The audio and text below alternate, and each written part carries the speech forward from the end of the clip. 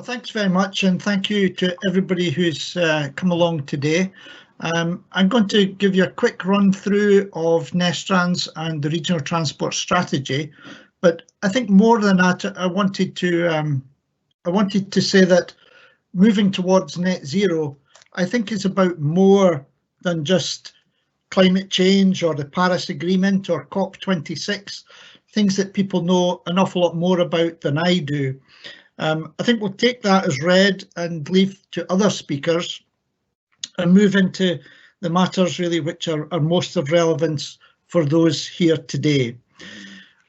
This slide, I hope, summarises the key issue of what we're talking about really, and that's that transport is Scotland's biggest single emitter, with over 1/3 of all greenhouse gases as a result of transportation. Current figure in Scotland is about 36%, and that proportion, worryingly, is increasing, not because transport is particularly growing in terms of its emissions, but because other areas are much more successful in reducing their carbon accounts, and therefore the proportion attributed to transport has become a larger percentage over time. Transport in the northeast currently accounts for nearly 1 million tonnes of CO2 equivalent per year. That's at 2018, and the majority of that comes from road transport. Cars, of course, are about 3/4 of traffic, so there's no doubt really where the area of concern is.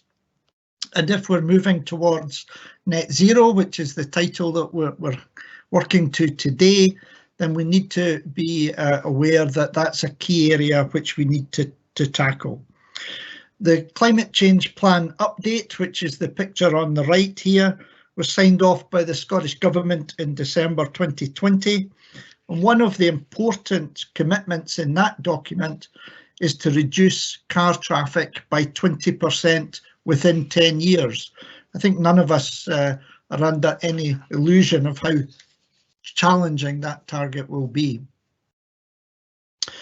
But within the northeast, I think the drive to energy transition and towards zero carbon isn't just seen as a green initiative or a purely environmental proposal.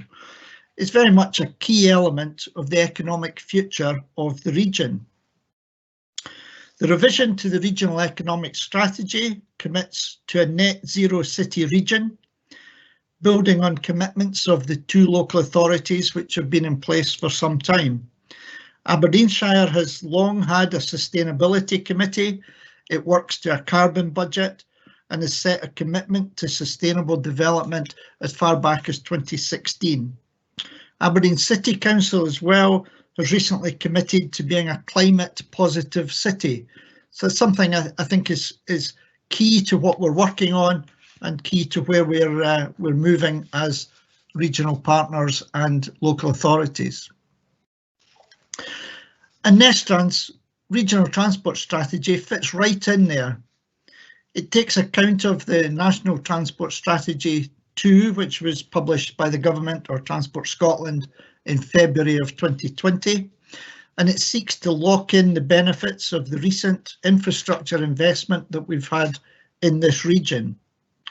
We see the strategy as being both realistic and ambitious, and very much a balanced strategy looking across all aspects of our transportation needs. The regional strategy is founded on 4 equal and overlapping pillars, which reflect the 4 themes that are contained within the National Transport Strategy. And we very much see equality, climate responsibility, prosperity and well-being as being both interlinked and interdependent. We don't believe that there's a trade-off, that one should be seen as being more important or take precedent over another. Rather, all 4 are seen as compatible and working towards the aims and outcomes that we're looking for. And that leads us neatly on really to the strategy's outcomes. The strategy is very much focused on what we're trying to achieve. It's target led and it aims to achieve a future with better connectivity, with accessibility for all, a future with zero fatalities in the transport network, with no exceedances of World Health Standards for air quality, and reduced carbons, working towards that net zero that we talked about at the outset. Underpinning all of this is the need for mode shift. We've identified a target of half of trips or fewer being made by car by the year 2040, and that's something that we'll be looking to work towards. And this recognises, I think, two important points. One, that cars will continue to be an important option for some and in some parts of our region, but also that efforts to move towards active travel shouldn't be at the cost of public transport, and vice versa.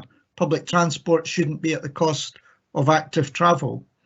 Realistically, what we require are measures to reduce dependency on the car. Now, I don't see that as an anti-car statement. It's very much about lessening the need to travel by car and making sure that options are available and are suitable for the needs of the region.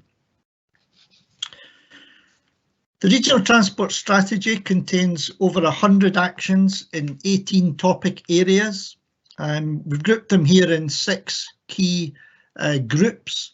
Reimagining of our city centre, including a vastly improved walking, cycling and public transport realm. Travelling actively for health and the environment across the region. Enhancing connectivity through fit-for-purpose road links, so recognising that links to and within the region will continue to be important.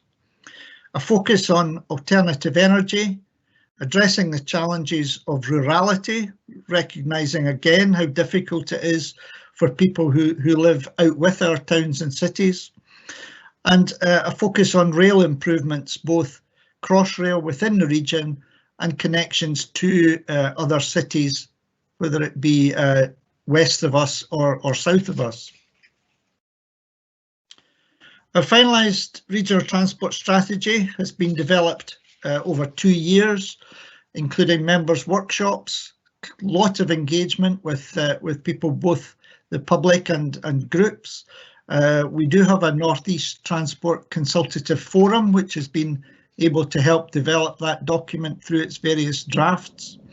We've produced and published policy papers on our website, and we've had a significant number of stakeholder meetings over that period of time.